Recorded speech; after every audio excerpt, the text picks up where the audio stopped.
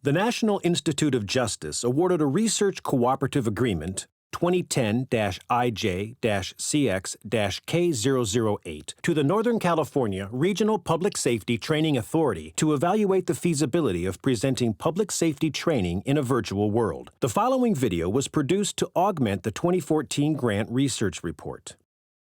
This video provides an overview of the Training Authority in Sacramento, one of the government agencies supporting government training needs, and introduces key findings found in the research report.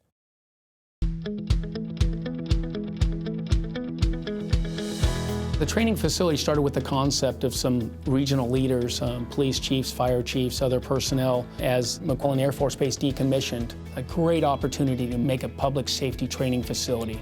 Everybody was doing their own training. This was a thought to bring it all together to one area, a variety of agencies, and this was a great venue for it. In order for this property to be used for the public safety training, the Joint Powers Agreement was formed between the City of Sacramento, the County of Sacramento, Sheriff's Department, Police Departments, the fire departments, and the Los Rios Community College District. This training facility offers a variety of different venues for public safety training in general, both fire and law enforcement. We've got the Tactical Village, probably one of our best and most utilized assets, and there's only one other like it in California. What makes our Tactical Village unique is that it has a variety of different capabilities for scenarios. You have the ability to use cameras, review the cameras as you train afterwards, and just the variety of training that can go on in the facility because of all the different little venues, from a classroom to a bar to a house. You've got the second-story catwalk that you can observe the training from.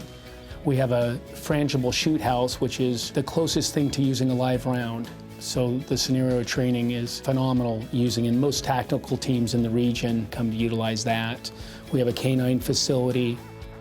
We have ranges, and they're the best in the region. We have classroom space and conference rooms. You've got an obstacle course and an all-weather track. The Sacramento Police Department has their basic recruit academy here. The Los Rios Community College District has their public safety academy here in the evenings, and the fire department runs their basic recruit academy out of this facility, and they use all of those areas that I just mentioned for their training. The beautiful thing is as a joint use facility, you're able to utilize any part that works with what your needs are. We may not use everything, but we have everything is available for us. So that's really a tremendous piece of being here.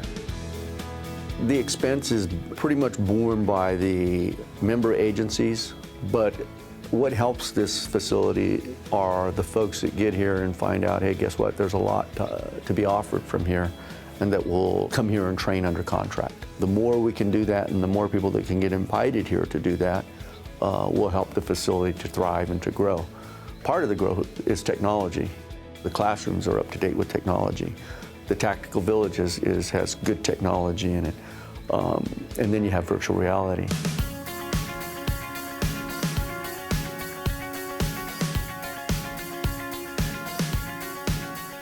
We were in the process of looking for alternate ways or less expensive ways or ways of reaching people in remote locations.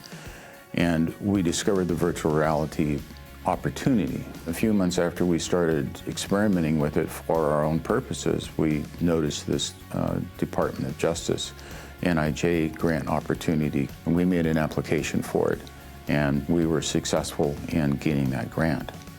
Well, first, when we did the research, we found that there were a lot of studies out there in other modalities or other technologies, but not something like Second Life. Assuming an avatar role within a classroom environment and be able to manipulate the environment and move students from location to location and interact with each other in a 3D virtual reality world weren't out there for corrections and for criminal justice. So that raised those questions. Can we do it in the classroom like they've done elsewhere? And can we do it in tactical situations like active shooter response?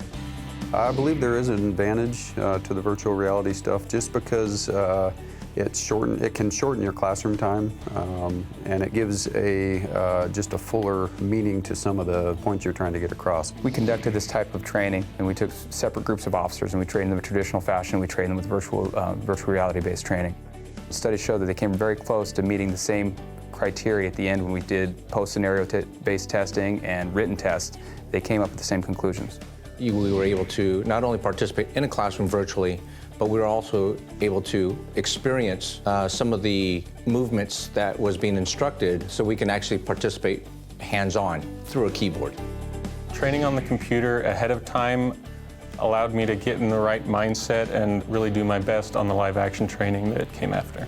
I think VR in the training world opens so many doors. It can make training accessible to people who would otherwise not have the ability via geographic constraints or money constraints. It gives them the possibility of attending. It also allows them to interact with students from different areas of the country or of the world. It allows the training presenters to create any type of environment that would be conducive to the type of training being presented with minimal cost and unlimited possibilities. One of the great things about this project is that it's designed to be shared with other organizations. So please go to our website, or you can download an electronic copy, or call us on the phone if you have any questions.